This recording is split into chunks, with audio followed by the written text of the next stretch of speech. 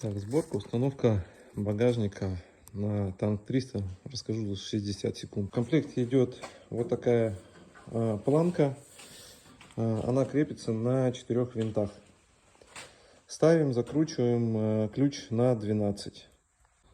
Далее в комплекте будет 6 вот таких уголков с овальными круглыми отверстиями. К ним будут вот такие наклеечки. Их приклеиваем. У меня они не совпадали, пришлось подрезать. В комплекте будет пакет вот с такими болтиками. Болтики запихиваются вот в ту прорезь.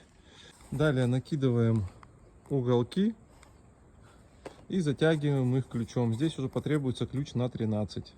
Эта сторона у нас пойдет вниз. Здесь есть прорези. В них вставляем по 6 болтов.